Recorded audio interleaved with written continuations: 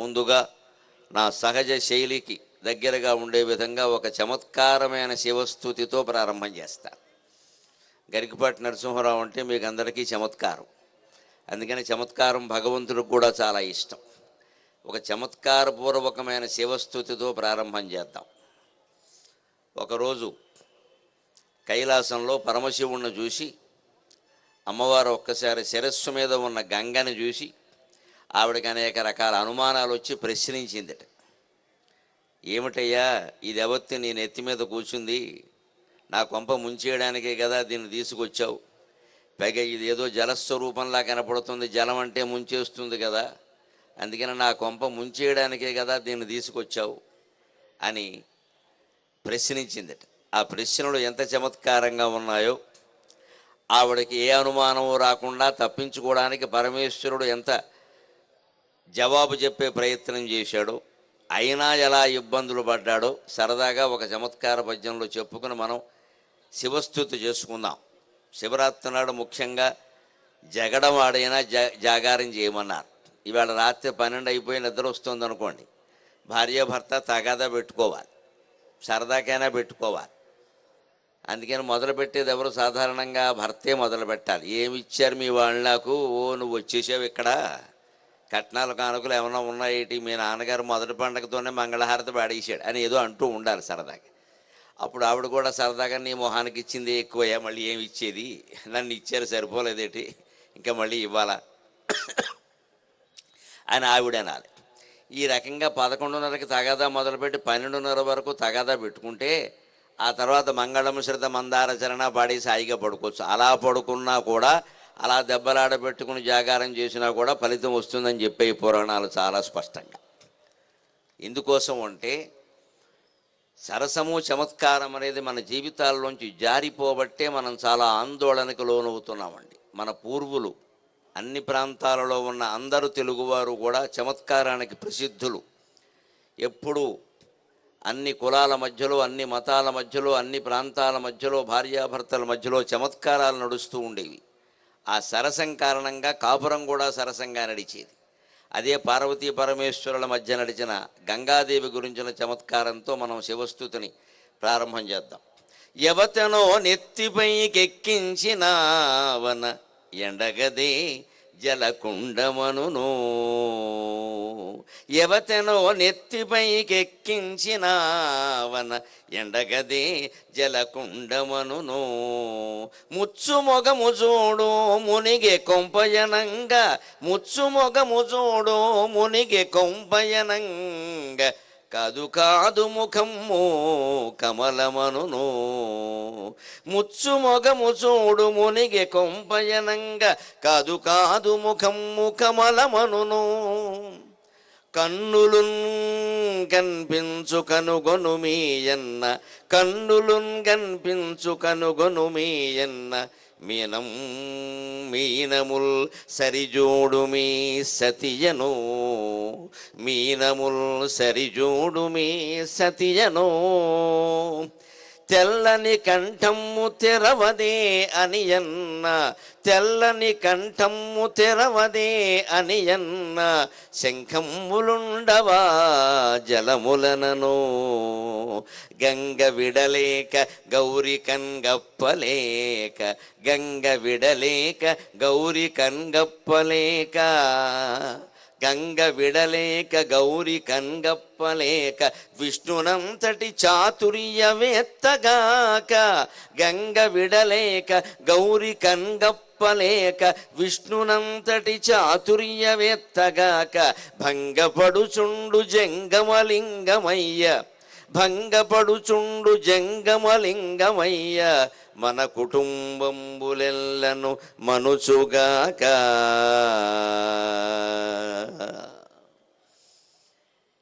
పద్యంలో ఉండే చమత్కారం ఏమిటంటే, సాధారణంగా భార్యాభర్తల మధ్యలో చిన్న చిన్న లోపాలు ఏమన్నా ఉంటే వాటిని చమత్కారం ద్వారా, సరసం ద్వారా సరిచేసుకోవాలి. ఈవేళ ఆధునిక దాంపత్యాలు ఎలా ఉన్నాయో అందరికీ బాగా తెలుసు. ఏ న్యాయవాదిని అడిగినా ఒక్క మాట చెబుతాడు, నా దగ్గరకు వచ్చే కేసుల్లో విడాకుల కేసులే ఎక్కువ. వీళ్ళందరూ చెబుతున్నది అదే, బాధపడుతున్నది అదే. ఎందుకు వస్తున్నాయి అంటే, ఒక మాట అనుమానం ఏదో భార్యకు వచ్చినప్పుడు భర్త కొంచెం సర్ది చెప్పే ప్రయత్నం చేయాలి, దెబ్బలాడేయకూడదు. అలాగే భర్తకే ఏదైనా అనుమానం వస్తే ఇది కాదయ్యా బాబు, నీకంటే నాకు దిక్కెవరయ్యా, అలా అంటావేమిటయ్యా, మాట్లాడటమే తప్ప ఏమిటి అని కొంచెం ఏదో సర్ది చెప్పే ప్రయత్నం చేయాలి. అంతేగాని నా సంపాదన నాకుంది, నా ఉద్యోగాలు నాకున్నాయి, నీతో నాకు లెక్క ఏమిటి, విడిపోదామంటే బతుకేమవుతుందంటే ఆడాళ్ళకైనా మొగాళ్ళకైనా పెనం మించి పొయ్యిలో పడినట్టుగా అవుతుంది బతుకు. మొదటి సంసారం పెనం అయితే రెండో సంసారం పొయ్యి అయిపోతుంది. ఇక్కడ పెనం మీద ఉన్నప్పుడు అట్టు ఏం చేస్తారు, ఒకవైపే కాలుస్తారు, రెండే వైపు తిప్పాక ఎక్కువసేపు కాల్చరు, అట్టు తిరగేయడం అంటారు, కాసేపటికి తీసేస్తారు, ఆ మాత్రం కాలితే చాలు. కానీ పొయ్యిలో పడ్డామనుకోండి అటు ఇటు లేకుండా మొత్తం మాడిపోతాం అన్యాయంగా. ఎప్పుడు జీవితంలో ఉద్యోగంలో మారేటప్పుడైనా ఆలోచించాలి, సంసారంలో మార్పు అనేది అసలు ఆలోచనే రాకూడదు. అంతే. భగవత్ ప్రసాదం ఇవాళ శివరాత్రి నాడు మీరు ప్రసాదం తీసుకుంటారు, తిరుపతి పెడితే లడ్డూ ప్రసాదంగా తీసుకుంటారు, వంక పెడతారండి ఎవరైనా? దైవ ప్రసాదానికి వంక పెడతారా? కూడా పొరపాటున 2 పలుకులు కింద పడినా తీసుకుని కళ్ళకద్దుకుని నోట్లో వేసుకుంటాం, కింద పడినా సరే దేవుడి ప్రసాదం కింద పడకూడదు అని చెప్పి కింద పడినా సరే తీసుకుని అదేమీ అనారోగ్యకరం కాదని కళ్ళకద్దుకుని నోట్లో వేసుకుంటాం. జీవితం కూడా భగవంతుడిచ్చిన ప్రసాదం. అదే భార్య, అదే భర్త, అదే పిల్లలు, అదే ఆస్తులు, అదే అప్పులు, అదే అనారోగ్యాలు, అదే ఇబ్బందులు, అదే సౌఖ్యాలు, అదే దుఃఖాలు, అన్నీ అలాగే ఉంటాయి. ఇది మొత్తం జీవితం, ఇది ప్రసాదం అనుకుని మనం స్వీకరించాలి. అలా ఎలా స్వీకరించాలో పరమేశ్వరుడు మనకి తెలియజేస్తున్నాడు. ఆయన నెత్తి మీద ఒక జలకొండంలా కనపడితే, నీటి ప్రవాహంలా కనపడుతుంటే ఆయనది జలకొండమే అనుకున్నాడు. గంగానదిని ఆయన ఎలా భరించాడో మీకు తెలియందే ఉంది. భరించువాడు భర్త అంటారు. భరించువాడంటే ఏమిటి? రైల్వే స్టేషన్లో మన పెట్టి ఇస్తే ఎవరో రైల్వేలో ఒక కూలి మోస్తాడు, ఆయన భర్త అయిపోతాడు ఆ పెట్టికి. తర్వాత మనమే తీసుకుంటాం, వాడి చేతిలో 100 రూపాయలు పెడతాం, మన పెట్టి మనం తీసుకుంటాం. మీ పెట్టి నేను భరించానండి, పెట్టికి నేనే భర్త అని పట్టుకుపోతే అలాగా మోసిన వాడల్లా భర్త అయిపోతాడా? గంగానదిని మోశాడు పరమేశ్వరుడు. అంతేగాని ఎక్కడా ఆవిడ్ని పెళ్లి చేసుకోలేదు. గంగా కళ్యాణం అనేది చేయడమే శాస్త్ర దోషం, ఎప్పుడూ చేయకూడదు. శివుడికి 2 భార్యలు లేరు, ఏ పురాణంలోనూ లేదు. వేదము శాస్త్రం కాదు, పురాణాల్లో కూడా లేదు. అనవసరపు కల్పనలు ఇవన్నీ. ఏదో మామూలుగా పల్లెటూళ్ళు ప్రజలు పురాణాలు చెప్పే పండితులు కాలక్షేపానికి రక్తి కట్టించడం కోసం కొన్ని మాటలు చెబుతారు. అవి ఏకంగా తర్వాత గ్రంథాల్లోకి వచ్చేసి కావ్యాలుగా కూడా మారిపోయి జనంలో ప్రచారం అయ్యాయి తప్పితే శివుడు ఏకపత్ని వ్రతుడు, పైగా అర్ధనారీశ్వరుడు. సగం దేహాన్ని భార్యకి ఇచ్చినవాడు రెండో పెళ్లి చేసుకుంటాడా? ఆలోచన చేయిద్దా? అంత పరమ పవిత్ర మూర్తి. పైగా శివుడు నిరంతరం స్మరించేది ఎవరనండి? రామచంద్రమూర్తిని. రామ రామ రామ రామ అంటట. రామచంద్రుడు ఆయన దైవం అంటే ఏకపత్ని వ్రతుడు కింద లెక్క. అందుకని అటువంటి శివుడు కూడా అనుమానాలకి గురయ్యాడు, అపార్థాలకి గురయ్యాడు. అందుకే అమ్మవారు అడిగిందిట, ఏమిటయ్యా నెత్తి మీద ఎవత్నో నెత్తి మీకు ఎక్కించినావన, ఎవతనో నెత్తిపైకి ఎక్కించినావన ఎండగదే జలకుండమను. ఎవత్నో తీసుకొచ్చి నెత్తిమి పెట్టుకున్నావయ్యా అంటే, ఏం లేదు, వేసవకాలం కదా, శివరాత్రి మాఘమాసం తర్వాత వచ్చేదంతా ఎండలే కదా, మాఘమాసంలోనే కాస్త ఎండ చురుక్కుమంటూ ఉంటుంది. భారతంలో వ్యాసభారతంలో వర్ణిస్తారు. భీష్ముడు అంటాడు, అర్జునుడు వేసిన బాణాలు ఎలా ఉన్నాయంటే మాఘమాసే గవాం యథా అంటాడు. మాఘమాసంలో గోవులలా ఉన్నాయి అంటాడు. మాఘమాసంలో గోవుల ఒళ్ళు కాస్త చిట్లిస్తూ ఉంటాయటవి, ఎందుకంటే ఆ ఎండ కిరణాలు పడి కొంచెం తట్టుకోలేక ఒళ్ళు చిట్లినట్టుగా అనిపిస్తుంది. అందుకని మాఘమాసే గవాం యథా అంటాడు. ఇందులోనే రెండో అర్థం కూడా ఉంటుంది. వీటినే గ్రంథులు అంటారు.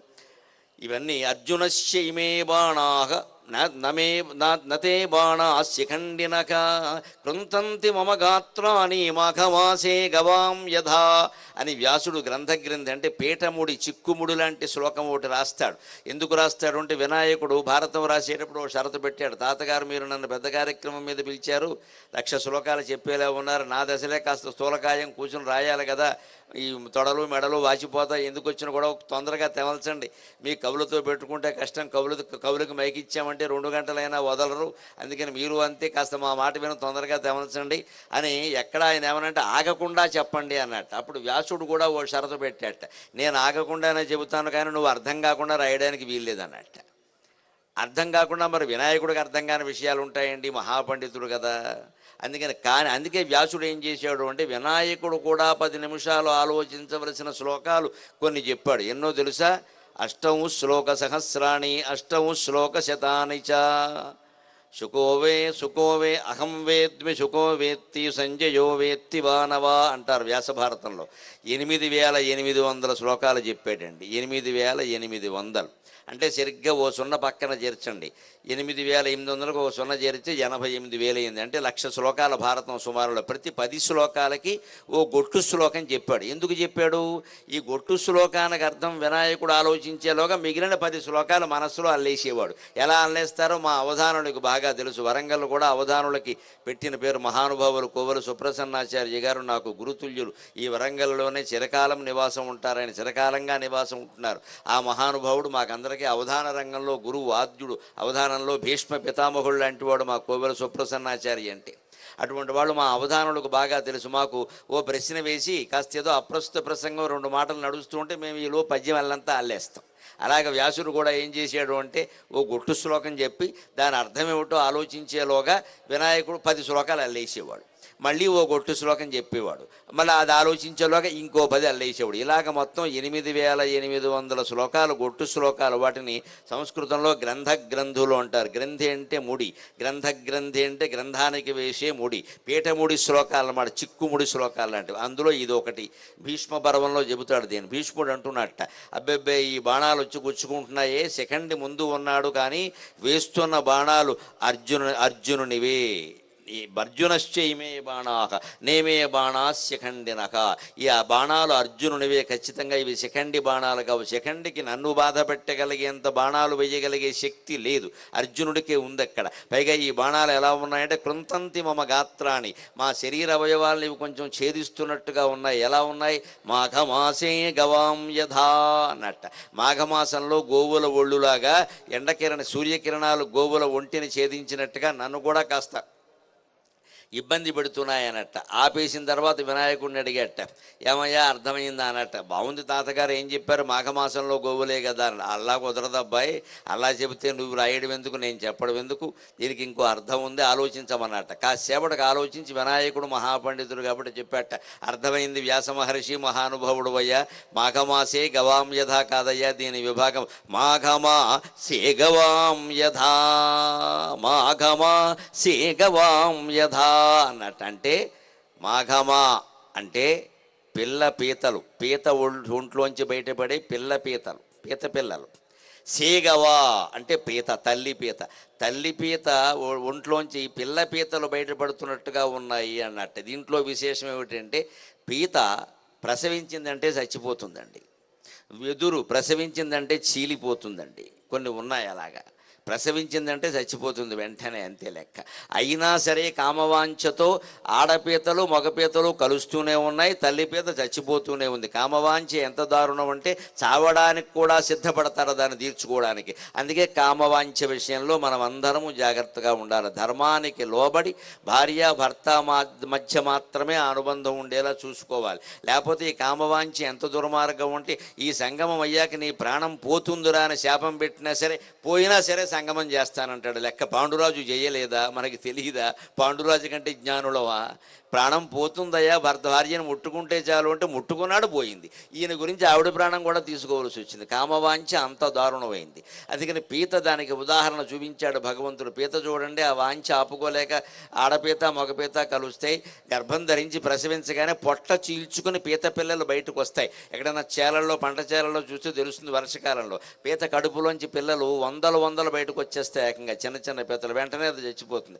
అలాగ పిల్ల పీతలు తల్లి పీత కడుపును చీల్చుకుని బయటకు వచ్చినట్లుగా ఈ బాణాలు నా ఒంటిని చీల్చేస్తున్నాయి అన్నట్ట.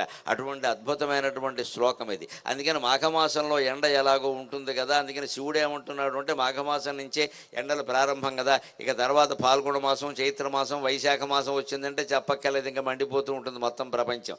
అప్పటికి వరంగల్ కాదు హైదరాబాద్ కానీ 40-50 మధ్యలో ఊగుతూ ఉంటాయి సెల్సియస్.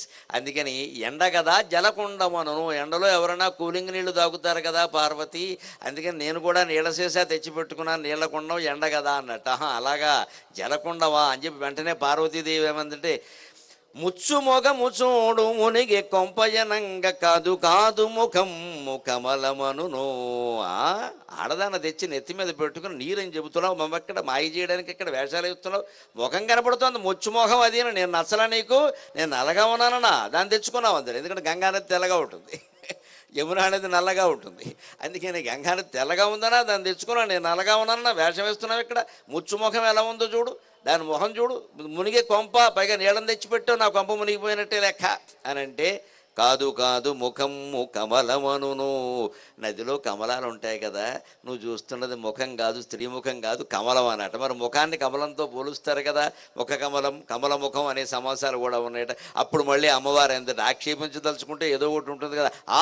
కన్నులున్ కనిపించు కనుగొనుమీ ఎన్న, కన్నులున్ కనిపించు కనుగొనుమీ ఎన్న, కన్నులున్ కనిపించు కనుగొనుమీ ఎన్న, మీనముల్ సరిజూడు మీ సతియను.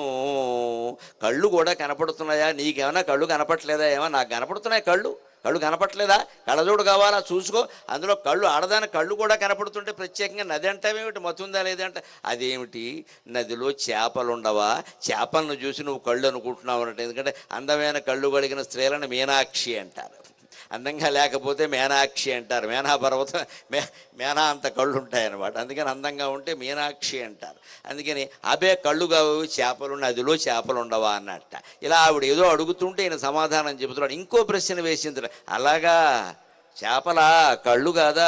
తెల్లని కంఠమ్ము తెరవదే అని అన్న, శంఖమ్ములుండవా జలములనను. కంఠం కూడా కనపడుతుందయ్యా, ఆడకంఠం ఒక కంఠం తేడా తెలుసుకునేంత అమాయకురాలనా నేను? ఏం మాయ చేస్తారయ్యా మీ మొగాళ్ళు? పెద్దెళ్ళు చిన్నెళ్ళు పెట్టేసి ఇక్కడ ఆడదాన్ని అన్యాయం చేసేస్తూ ఉంటారు బయటపడి ఎవరికి. తర్వాత ఎప్పుడో వచ్చా బలహీనమైన పరిస్థితుల్లో ఏదో చెప్పేస్తారు ఇక్కడ లేనిపోని మాటలని. నాకు చెప్పక ఇవన్నీ. అదిగో కంఠం కూడా కనపడుతుంది, తెల్లగా కంఠం ఉందంటే వెంటనే అన్నట్టు. అదేమిటి శంఖాలు ఉండవా నదిలో అన్నట్టు. శంఖం తెల్లగా ఉంటుంది, పైగా శంఖాన్ని కంఠాన్ని శంఖంతో పోలుస్తారు. శంఖమ్ములుండవా జలములయను. ఇలాగ మొత్తం భార్య చేత అనుమానింపబడే బాధ పరమశివుడికి కూడా తప్పలేదు. ఇక మనమనగా ఎంత? గంగ విడలేక, ఇన్ని అబద్ధాలు ఆయన ఎందుకు చెబుతున్నాడు అంటే, గంగ విడలేక గౌరీ కన్గప్పలేక, గంగని విడిచిపెట్టలేకపోతున్నాడు, గౌరీ పార్వతీదేవిని కనిగప్పలేకపోతున్నాడు, మాయ చేయలేకపోతున్నాడు. భంగపడుచుండు జంగమలింగమయ్య, జంగములంతా ఆరాధించే మహానుభావుడు, జంగమ స్వరూపుడు. జంగమమైనటువంటి ఈ చైతన్యం జగత్తంతా కూడా శివుడే కదా, శివుడు కాని పదార్థం ఉందా? అటువంటి భంగపడుచుండు జంగమలింగమయ్య, భార్య దగ్గర భంగపడినటువంటి జంగమలింగమయ్య ఎందుకు భంగపడుతున్నాడు? విష్ణునంతటి చాతుర్యవేత్తగాక. విష్ణువు లాంటి చాతుర్యం లేదండి శివుడికి అన్నాం మనం. శివకేశవులు ఇద్దరూ సమానమే హిందూ ధర్మంలో. హిందూ ధర్మంలో ఎప్పుడూ ప్రధానమైన దేవతలు ముగ్గురేనండి, శివుడు, కేశవుడు, శివుని భార్య అమ్మవారు. ఎందుకోసమో తెలుసా? శివుడు, కేశవుడు, శివుని భార్య అమ్మవారు. సరిగ్గా శివుడు శివుడు అంటే ఎప్పుడూ ఉండేవాడు, సదాశివుడు. సదా విష్ణువు అనే మాట ఉండదండి, సదారాముడు సదాకృష్ణుడు ఉండదు, సదాశివుడు ఒక్కడే. ఎప్పుడూ ఉండేటువంటి తత్వాన్ని సదాశివుడు అంటారు. అంతటా వ్యాపించిన తత్వాన్ని విష్ణువు అంటారు. వ్యాప్నోతీతి విష్ణువు అంటే ఎప్పుడూ ఉండే తత్వం శివుడు, అదే సదాశివుడు. అంతటా వ్యాపించిన వాడు విష్ణువు. సరిగ్గా విద్యార్థులు జాగ్రత్తగా ఆలోచించండి, యువతీ యువకులు. మన హిందూ మతంలో ఎంత సైన్స్ ఉందో, విజ్ఞానం ఉందో అర్థమవుతుంది.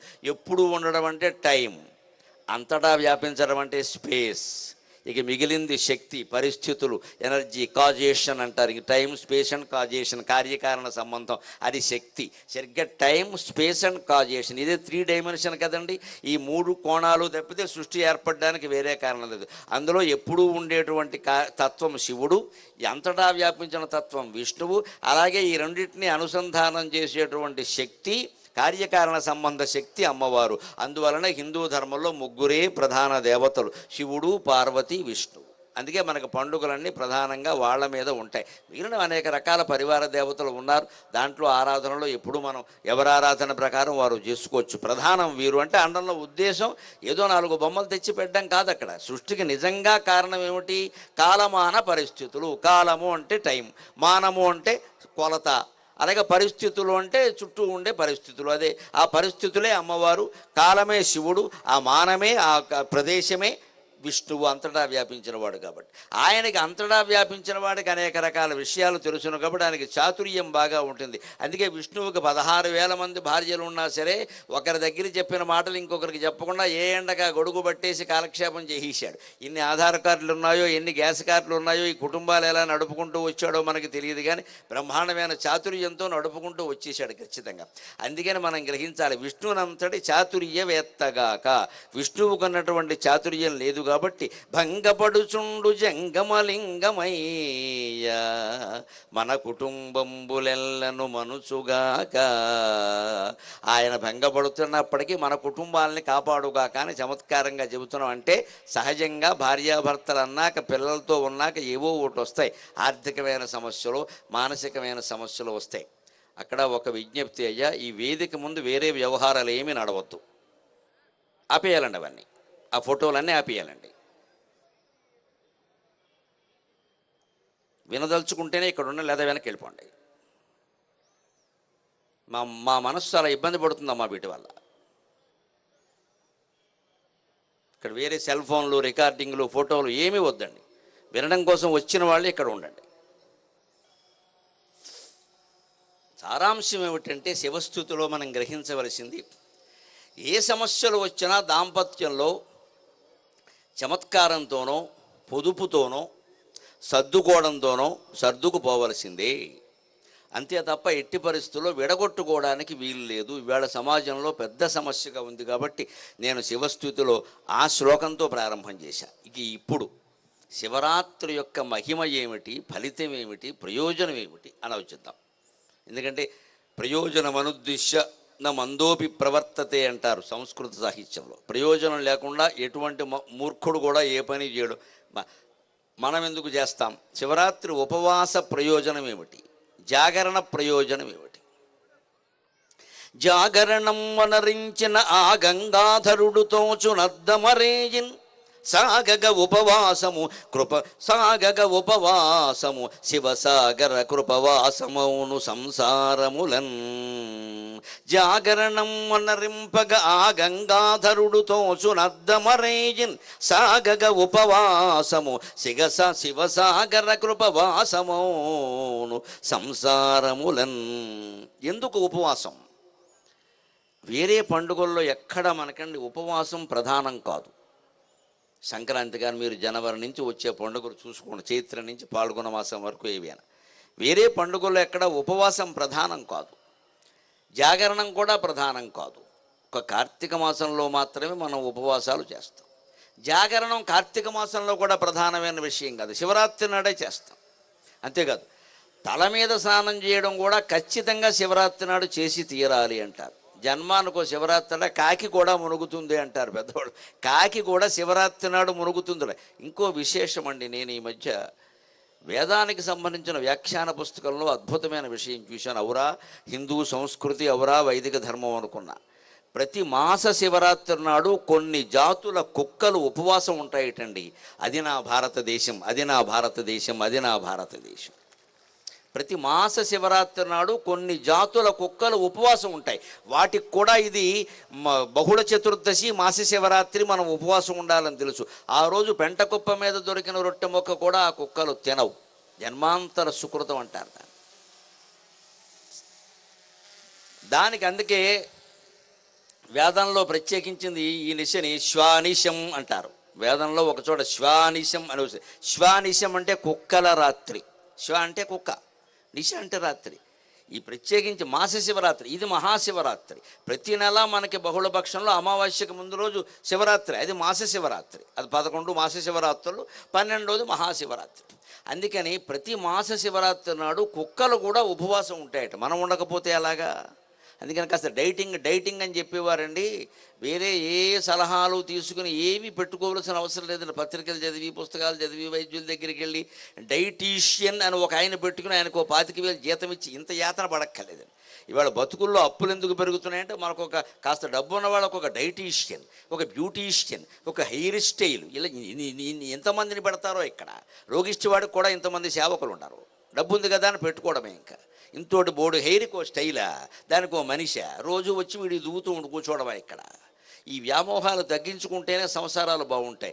వీటి కారణంగానే అప్పుల పాలవుతున్నాం. దయచేసి గమనించండి. కేవలం తిండికి ఎంత అవుతుందండి? అందులో ఇవాళ తినేవాళ్ళు ఎవరండి? గట్టిగా తినేవాళ్ళు ఆ తరం వెళ్ళిపోయింది. ఆ తరం వెళ్ళిపోయింది. తినేవాళ్ళు ఎవరు ఉన్నారు ఇక్కడ? పూర్వం చేతులతో తినేవారు, తర్వాత వేళ్లతో తినేవారు, ఇప్పుడు గోళ్లతో తింటున్నారు. తినేవాళ్ళు ఎవరు లేరు ఇక్కడ. తిండికి ఏం ఖర్చు అయిపోదండి, బట్టలకి ఏం ఖర్చు కాదు. మనం బట్టలు కట్టుకుంటే కదా, సగం ఉండవు కదా బట్టలు, ఇంకెందుకు ఖర్చు అవుతాయి? అంత ఫ్యాషనే కదా. సగం ఒంటి మీద బట్టలే ఉండవు, బట్టలకు మాత్రమే ఒకటి అవుతాయి అనవసరంగా పెట్టడం. కానీ ఎక్కడైపోతుంది అంటే షోకులకి, అనవసరపు షోకులకి. ఈ అందంగా కనిపించడం కోసం 40 వచ్చినా 50 వచ్చినా 60 వచ్చినా నన్ను చూసి అందరూ 30 ఏళ్ల అబ్బాయి 30 ఏళ్ల అమ్మాయి అనుకోవాలని పడే తాపత్రయం ఉంది. ఈ దరిద్రపు తాపత్రయం కారణంగా మన ఆస్తులు అరిగిపోతున్నాయి. దృషద్విచిత్రదల్పయోర్భుజంగమౌక్తికస్రజోర్గరిష్ట రత్నలోష్టయో సుహృద్విపక్షపక్షయో తృణారవింద చక్షుషో ప్రజామహీమహేంద్రయో సమప్రవృత్తిగ కదా సదాశివం భజంజహం జటాటవీగలజ్జల ప్రవాహపావితస్థలే గళేవలం జలంబితం భుజంగతుంగమాలికం డమడ్డమడ్డమడ్డమన్నినాదవడ్డమద్వయం చకారచండ తాండవం తనోతు నః శివ శివం సహస్రలోచన ప్రభృత్య శేషలోకశేఖర ప్రసూనధూళిధోరణి విధూసరంఘ్రిపీఠభూ సుధామయూఖలేఖయా విరాజమానశేఖరం మహాకపాలి సంపదే శిరోజటాలమస్తునః అకర్వ సర్వమంగళాకలాకదంబ మంజరి రసప్రవాహ మాధురీ విజృంభణా మధువ్రతం స్మరంతకం పురంతకం భవంతకం మఖంతకం గజంతకంధకంతకం తమంతకంతకం భజే.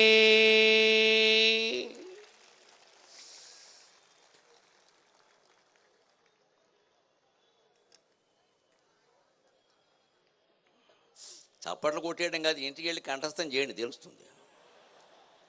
చప్పట్లు నేను కొడతాను, దానికేముంది? మీరు చెప్పండి, నేను కొడతాను. బాగా ఎవరన్నా కష్టపడి చదవగానే బ్రహ్మాండం కొట్టేస్తారు చప్పట్లు. ఇక్కడ ఏం చేయాలంటే శివరత్నుడి ఇంటికి వెళ్ళి స్తోత్రం కంఠస్థం చేయించాలి పిల్లల చేత. రావణాసురుడు రాశాడు, ఇది రావణ బ్రహ్మ అనాలవండి, రావణాసురుడు అనకూడదు, రావణ బ్రహ్మ. ఎటువంటి స్తోత్రం అది? అర్థం చెప్పడమే చాలా కష్టం, ముందు కంఠస్థం చేయడం కూడా కష్టం. కానీ మీరు ఇంటికి వెళ్ళి ఇటువంటి స్తోత్రం చదవండి. పెద్దవాళ్ళు పిల్లలు అప్రయత్నంగా దగ్గరకు వచ్చి అమ్మ నాకు నేర్పు, నాన్న నాకు నేర్పండి అంటారు. అలయ అలయ అలయ జయత్వద భ్రవిభ్రమ భ్రమద్భుజంగమశ్వస వినిర్గమక్రమస్ఫురత్ కరాల భాలహవ్యవాడ్ ధిమిద్ధిమిద్ధిమిధ్వనన్ మృదంగ తుంగ మంగళ ధ్వనిక్రమ ప్రవర్తిత ప్రచండ తాండవః శివః. ఎంత అద్భుతంగా ఉంటుంది. ఎలాంటివి ఇంటి దగ్గర చదవాలండి? శివరాత్రి అంటే అది. ప్రతి సోమవారం చదవండి ఇలాంటి దండకాలు. పిల్లలు అప్రయత్నంగా దగ్గరికి వచ్చి మాకు నేర్పమంటారు. హిందూ ధర్మాన్ని పిల్లలకు నేర్పాలంటే అలా నేర్పాలి. పిల్లలకి ఎప్పుడు ఆకర్షణ కావాలి. ఆ స్తోత్రం బాగుంది, ఏదో డబడబడబడబ అంటున్నాం, నాకు కూడా నేర్పమంటాడు. డబడబ కోసమైనా నేర్పుదాం, తర్వాత వాడి జీవితం డబ్బా కొట్టు అయిపోకుండా ఉంటుంది. ఖచ్చితంగా అర్థం తెలుసుకుంటాడు. ముందు నేర్పాలి కదా, కంఠస్థం చేయించాలి. గ్రహణ ధారణ పటుర్ బాలక అంటారండి. ఎన్ని స్తోత్రాలు మీరు చెబితే అన్ని స్తోత్రాలు పిల్లల కంఠస్థం చేస్తారు. ఎంతవరకు తెలుసా? 12 ఏళ్ల వరకు ధారణాశక్తి విపరీతంగా ఉంటుంది. 12 ఏళ్ల వరకు. ఇక అక్కడి నుంచి వాళ్ళకి ఒత్తిళ్లు పెరుగుతూ ఉంటాయి సహజంగా. ఇంకా 25 దాటింది, 25 దాటాక పెళ్ళాం పేరు తప్పితే ఏది గుర్తుండదు వాడికి. అది కూడా గుర్తుండడం కష్టమే.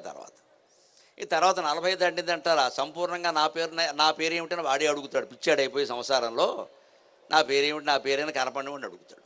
ఇంకేం గుర్తుండవు. ఇంకా 60 దాటి అంటే వచ్చే జన్మ కోసం కలబరుస్తూ ఉంటాడు. ఈ జన్మ విషయాలు ఏమి ఉండవు. ఇంకా 12 ఏళ్ల లోపే పిల్లలకి స్తోత్రాలు నేర్పాలి. ఎలా నేర్పాలి? మనం చదువుతుంటే వాళ్ళు అడుగుతారు. మీరు ఏం ప్రత్యేకించి శిక్షణ ఇవ్వక్కల్లా, దానికో టైము గొడవ వద్దండి, వాళ్ళు ఉండరు, వెళ్ళిపోతారు. మీరు వంట చేస్తూ, ఆఫీస్ పని చేసుకుంటూ, ఏదైనా సరే తిరుగుతూ, కాఫీ తాగుతూ చదవండి. పెద్దవాళ్ళు వాళ్ళు అప్రయత్నంగా దగ్గరికి వస్తారు. దగ్గరకు వచ్చి వాళ్ళకి నేర్పకపోయినా వినడం వల్ల వాళ్ళకి వచ్చేస్తుంది. అలాంటి ప్రయత్నం చేయాలి. అంత ఇదిగా దక్ష యజ్ఞంలో ఎటువంటి తాండవం చేశాడో అటువంటి తాండవంతో శివుడు ప్రత్యక్షమై విష్ణుదేవుడికి వరం ఇచ్చాడు. విష్ణు, అహంకారానికి లోనైనా వెంటనే అంగీకరించావు, కావలసింది అది.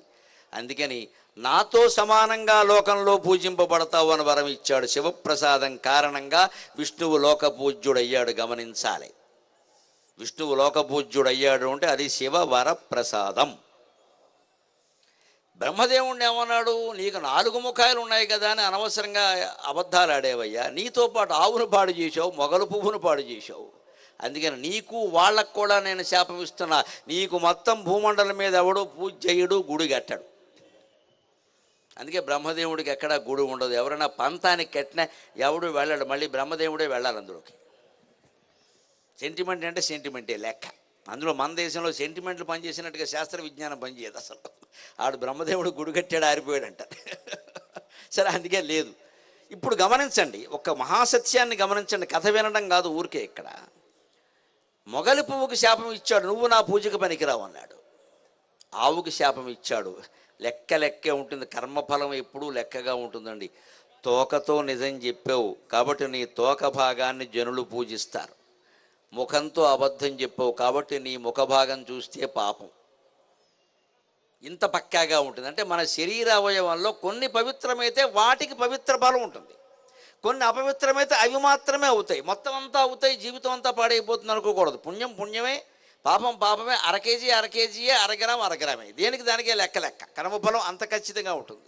యస్మాచ్చయేన చ యదా చ యచ్చ యావచ్చ యత్ర చ శుభాశుభమాత్మకర్మ తస్మాచ్చ తేన చ తదా చ దచ్చ తావచ్చ తత్ర చ విధాతృవశాదుపైతి. ఎక్కడ ఎవరి వల్ల ఏ రోజుని ఎంతవరకు పాపం కానీ పుణ్యం కానీ మనం చేసామో అక్కడ వారి వల్ల అదే రోజున అంతవరకు ఆ పాపాన్ని ఆ పుణ్యాన్ని ఫలాన్ని ఇదే లోకంలో అనుభవించి తీరతాం అని శాస్త్రం చెబుతోంది ఖచ్చితంగా. అంగుళమే, అడుగే లెక్క ప్రకారమే ఉంటుంది ఫలితం. అందుకని 3ంటికి శాపం ఇచ్చాడు. కథ ద్వారా మనం ఏం గ్రహించాలి? సృష్టికర్త కూడా శాపానికి గురయ్యాడు. ఎందుకు అయ్యాడండి? అబద్ధం ఆడడం వల్ల. అంటే అబద్ధం ఆడిన భగవంతుడు కూడా శిక్ష వేసిన ఏకైక జాతి భారత జాతి, ఏకైక ధర్మం హిందూ ధర్మం. సత్యమేవ జయతి అంటారు. అందుకే మన భారత జాతీయ పతాకం మీద, ఆ జాతీయ చిహ్నం మీద సత్యమేవ జయతి అని. సత్యమే భగవంతుడు. సత్యం కంటే భగవంతుడు వేరే ఎక్కడ ఉండరు. సత్యం చెప్పకపోవడం వల్ల బ్రహ్మదేవుడు సైతం శిక్షించారు. ఇంకొకటి, మొగలి పువ్వుకి ఆవుకి సరిగ్గా లెక్క ప్రకారం ఇచ్చారు. మనం ఏమనుకుంటాం, మొగలి పువ్వుని శివ పూజకు వాడకూడదు, ఆవు ముఖం చూడకూడదు అంట. ఇవి పెద్ద ముఖ్యం కాదండి. మీరు పొరపాటున ఆవు ముఖం చూసినా అసలు ముఖం చూడకుండా వెనక్కి వెళ్ళి ఎలా చూస్తారండి? ముఖం చూడడం తప్పదు కదా. గోశాలలోకి వెళ్ళా గోవు ముఖం కనపడకుండా ఉంటుందా? అంతే, ముఖం చూసినా పెద్ద ప్రమాదం కాదండి. మొగలు పువ్వుతో శివుడికి అర్చన చేసినా పెద్ద ప్రమాదం కాదండి. కానీ గ్రహించవలసింది ఏమిటంటే అబద్ధం ఆడద్దు. అది శివరాత్రి కథా సారాంశం. ఇప్పుడు చూసారా, ఎవరు చప్పట్లు కొట్టట్లా. అబద్ధం ఆడద్దంటే ఎవరికి నచ్చదు. అబద్ధాలు ఆడండి, శివరాత్రికి శివుడిని ఎత్తి మీద పువ్వు పెట్టేయండి, అన్ని పాపాలు పోతాయి, అన్ని అబద్ధాలే ఆడండి, మోసాలు చేయండి, బాగా బ్లాక్ మార్కెట్ చేయండి, స్మగ్లింగ్ చేయండి, అన్నీ చేయండి, శివరాత్రి మాత్రం గుళ్ళోకి వెళ్ళని చెప్పాలి. ఈ పనికి మేలిన మాటలు నేను చెప్పను. నువ్వు ఎన్ని పూజలు చేసినా పాపం పాపమే, పుణ్యం పుణ్యమే. ఒక్క రవ్వ పోయే ప్రశ్న లేదు. శివరాత్రి నాడు శివుడు సాక్షిగా చెబుతున్నా, అన్నీ అనుభవించాల్సిందే. పుణ్యం ఎంతో పాపము అంతే. పుణ్యం ఎంతో పాపము అంతే, ఖచ్చితంగా అనుభవించాల్సిందే. కానీ ఆ పుణ్యమే చేసేలాగా, పాపం చేయకుండా ఉండేలాగా మనల్ని మనం సంస్కరించుకోవడానికి ఇది ఉపయోగపడుతుంది. అందుకోసం మనం ప్రయత్నం చేయాలి.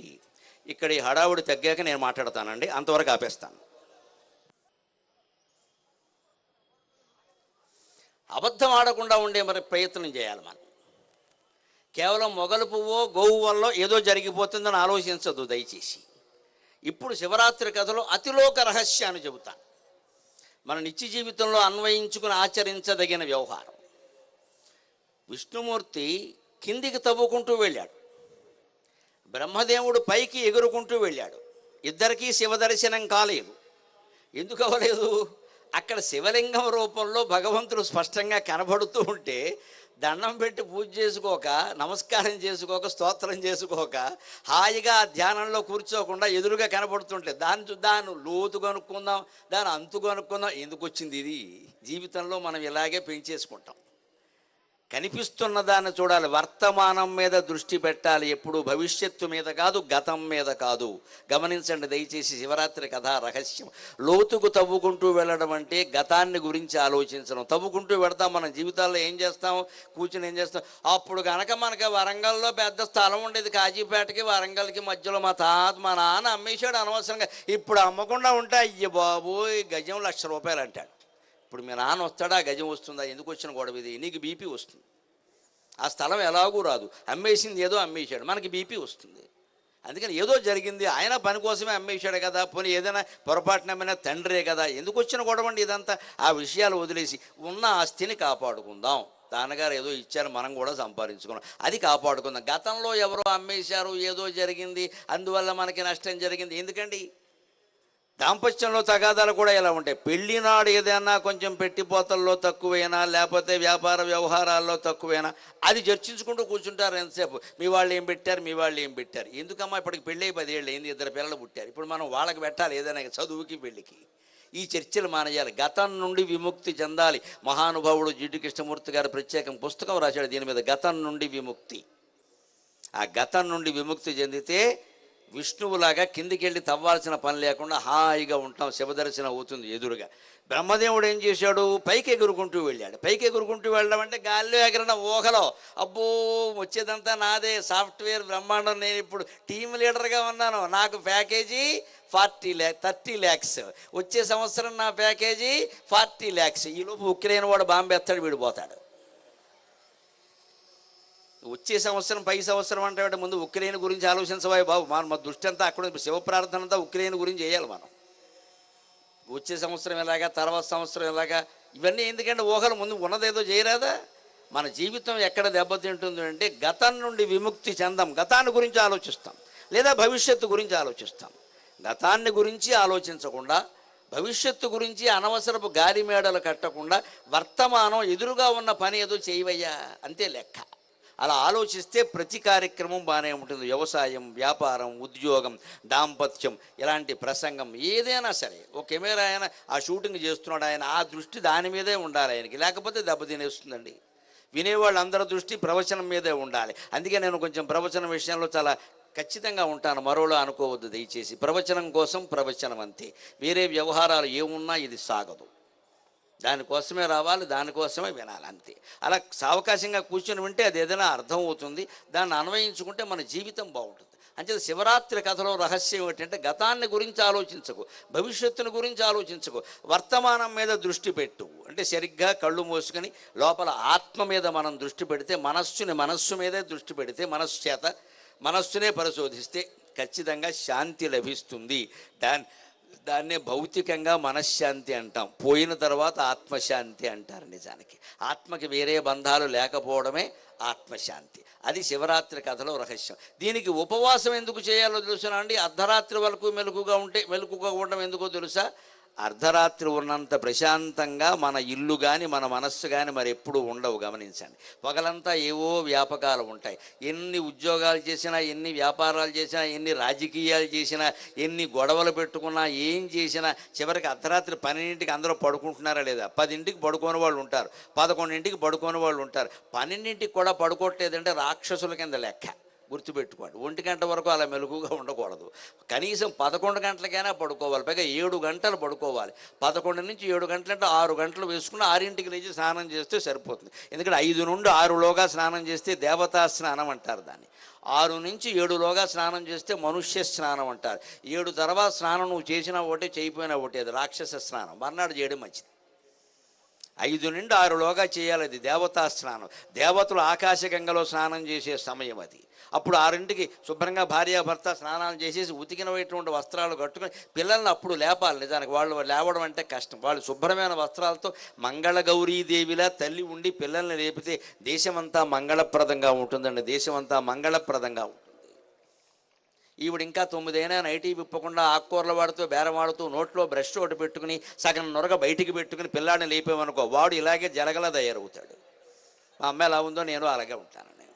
9ంటిగా నువ్వు నోట్లో బ్రష్ పెట్టేది, పైగా ఆకుకూరలు వాడుతూ బేరమా. ఈ పద్ధతిలో తల్లిని తండ్రిని చూసి తండ్రి గారు అయితే అసలు ఇంకా లేవడం. ఈయన పక్క వాష్ బేసిన్ దగ్గర ఉమ్మేస్తూ ఉంటాడు, ఫోన్ మాట్లాడుతూ ఉంటాడు. ఆయన ఫోన్లో ఎవరి మీద ఉమ్మేసినట్టే లెక్క. ఈ లక్షణాలు తల్లిదండ్రులకు ఉంటేనండి పిల్లలు బాగుపడరండి. ఖచ్చితంగా తల్లిదండ్రులు ఇద్దరు 5 నుంచి 6 లోపు లేవాలి, వెంటనే స్నానాలు చేసియాలి. ఉతికిన వస్త్రాలు, కొత్త బట్టలు అక్కర్లా, ఉతికిన బట్టలు కట్టు, అప్పుడు పిల్లల్ని లేపాలి. తండ్రి శుభ్రంగా ఇలా నుదుటి మీద బొట్టు పెట్టుకుని, తల్లి కుంకం బొట్టు పెట్టుకుని పిల్లల్ని లేపితే ఏ పిల్లలండి చెడిపోయేవాళ్ళు. ఖచ్చితంగా ఆశ్చర్యం చూడండి ఎంత బాగుంటుందో.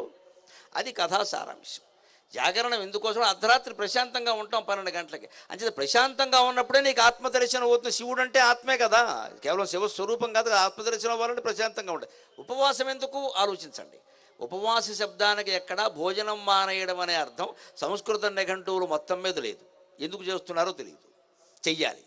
ఎందుకు చెప్పారు అంటే ఉపవాసం అంటే ఉపసమీపే, సమీపంలో వసించడం. ఎవరు సమీపంలో?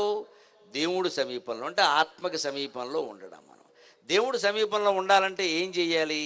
మిగిలిన పనులు మానేయాలా వద్దా, తగ్గించుకోవాలా వద్దా? ఈవేళ మనం రోజు చేసే పనులు కొన్ని మానేసి ఉంటాం కదండి. ఖచ్చితంగా శివరాత్రి మీరందరూ ఇళ్ల దగ్గర ఈ అశేష ప్రవాహం ఎన్ని వేల మంది ఉన్నారో తెలియదు. అందరికీ పరమేశ్వరుడు ఆయురారోగ్య భోగ భాగ్యాలు ప్రసాదించాలని మీ అందరి తరఫున నేను ప్రార్థిస్తూ ఉన్నాను. ఎంత ఆసక్తిగా వచ్చారు, ఎంత ఆసక్తిగా వింటున్నారు. జన్మ ధన్యమైంది నిజంగా వరంగల్లో వచ్చి మాట్లాడడం వల్ల. నాకు చాలా ఆనందంగా ఉంది నిజంగా. ఇంత జనప్రవాహం ఇలా కూర్చుని ఇంత శ్రద్ధగా ఇంత క్రమశిక్షణగా వింటారని నేను అనుకోవాలా. నిజానికి కార్యకర్తలకు నేను నమస్కారం చేస్తున్నా. చాలా మంచి ఏర్పాటు చేశారు. అందరూ శ్రద్ధగా వింటున్నారు, చాలా బాగుంది. ఇలా ఉంటే ఎంతసేపైనా మాట్లాడతాం, ఇబ్బంది లేదు. ఈ శ్రద్ధాభక్తులతో ఇంత వింటున్నాం కదా, ఈ పుణ్యఫలం మనకి దక్కాలి అంటే దీనికోసం మీరు చాలా పనులు మానుకున్నారా లేదా? ఎంతమందికి ఎన్ని పనులు ఉన్నాయండి? నాకంటే ఇదే పని మాట్లాడటమే ప్రవచనం. మీకు వేరే పనులన్నీ ఉన్నాయి కదా, అవన్నీ మానుకుని వచ్చారు కదా. అంటే దేవుడికి సమీపంగా ఉండాలంటే మనం కొన్ని పనులు మానేస్తాం కదా. మానేస్తే కానీ సమయం దొరకదు కదా. ముఖ్యంగా మన ఇళ్లల్లో పెద్ద పని ఏమిటంటే వంట పనే. ఆడాళ్ళకి ఆ వంట ఒక్కటి మానేస్తే పొద్దున్న 3 గంటలు, రాత్రి 3 గంటలు, 6 గంటలు కలిసి వచ్చినట్టే లెక్క. అందుకని అమ్మవారు వంట మానేయాలంటే ఏం చేయాలి? మనం భోజనం మానేయాలి లెక్క. ఇంట్లో అందరూ ఉపవాసం ఉంటే ఆవిడికి వంట పని తప్పింది. ఆవిడ వీళ్ళు కూడా శుభ్రంగా నమ శివాయ నమ శివాయ నమ శివాయ అని భగవద్ధ్యానం చేసుకుంటూ ఉంటారు. శివపురాణం చదువుకుంటారు. మాబోటిగాళ్ళ ప్రవచనాలు టీవీల్లో వస్తూ ఉంటే వింటూ ఉంటారు. అందుకని ఉపవాసించంటే భోజనం మానేయడం అనే అర్థం వచ్చింది. లేకపోతే మనం భోజనం మానేస్తే దేవుడికి ఏమిటండి ఉపయోగం? దేవుడు అంటే తల్లి కదా, తండ్రి కదా. పిల్లలు అన్నం మానేయాలని ఏ తల్లి అయినా కోరుకుంటుందా? లేదు కదా. మరి దేవుడు ఎందుకు కోరుకుంటాడు అంటే, ఒరే అన్నం మానేస్తే వంట మానేస్తావరా, వంట మానేస్తే కాస్త సమయం దొరుకుతుందిరా, నా దగ్గర సమయం గడుపుతావరా, ఆ పని చేయమన్నాడు. అలాంటి జాగరణ ఉపవాసం ఖచ్చితంగా చేయాలి. ఆ కథా సారాంశంగా ఇప్పుడు జాగరణ చేసినా ఉపవాసం చేసినా మనం దేనికి భయపడాలో, దేని మీద దృష్టి పెట్టాలో తెలుసా? ఇంత భక్తిగా ఇక్కడ కూర్చుంటామండి, శివాలయాలకు కూడా పెడతామండి. కిక్కిరిసిపోతాయి శివాలయాలన్నీ ఈవేళ. ఆశ్చర్యం ఏమిటో తెలుసా? రేపు మళ్ళీ ఎవడో కనపడ్డ పూజారాయం తప్ప తెల్లారితే ఎవడో ఉండడండి. ఎందుకంటే పుణ్యం పుణ్యం పుణ్యం. ఈ పుణ్యం నుంచి కూడా మనం బయటపడాలి. గుళ్ళోకి వెళ్ళేది ఎందుకు అంటే దేహ నిర్మాణం గురించి, ఆత్మ గురించి తెలుసుకోవడానికి, పుణ్యం కోసం కాదు. అది తెలుసుకోవాలంటే ఏది అడ్డమో తెలుసా? మనస్సు. మన మనస్సులో ఉండే రాగద్వేషాలు నశించకుండా ఎప్పుడూ భగవద్ దర్శనం మనకు కాదు. మానసమందు కొండవలె మత్సర భావము నిండియుండగా, మానసమందు కొండవలె మత్సర భావము నిండియుండగా, ఈ నసయేల నీ ఎదుటని ఈశ్వర, ఈ నసయేల నీ ఎదుటని ఈశ్వర. ఏమి విచిత్రమయ్యా ఈ మానుష జన్మమిచ్చి పెనుమాయను ముంచితివేలనయ్య, ఈ మానుష జన్మమిచ్చి పెనుమాయను ముంచితివేలనయ్య. నీవే నన్ను బ్రోవుమయ్య, నీవే నన్ను బ్రోవు మయ్య. పదవిన్ పెదవిన్ మదినంటకుండగన్, నీవే నన్ను బ్రోవుమయ్య. పదవిన్ పెదవిన్ మదిగోరకుండగన్. జీవితాలు ఎక్కడ దెబ్బతింటున్నాయో దయచేసి ఆలోచిద్దాం. ఇన్ని వేల మందిలో తమ ప్రవర్తనను సరిచేసుకోవాలి, మనస్సును పరిశీలించుకోవాలి, మాటల్ని పరిశీలించుకోవాలి, పనుల్ని పరిశీలించుకోవాలి అనే దృష్టి ఏర్పడితే అందరూ త్రికరణ శుద్ధి సాధించినట్టే. ఈ ఒక్క సమావేశం చాలు యావత్ భారతదేశం బాగుండడానికి, యావత్ భారతదేశం బాగుండడానికి. ఆ మార్పు ఎప్పుడు వస్తుందంటే ఇక్కడ వింటున్న వాళ్ళందరూ ఈ వేల వేల వేల ప్రజానీకం ఎవరి మటుకు వాళ్ళే ఆలోచించుకోవాలి. నేనేం ఆలోచిస్తున్నాను, నేనేం మాట్లాడుతున్నాను, నేనేం చేస్తున్నాను, ఈ మూడేనండి, ఇంకేం లేవు.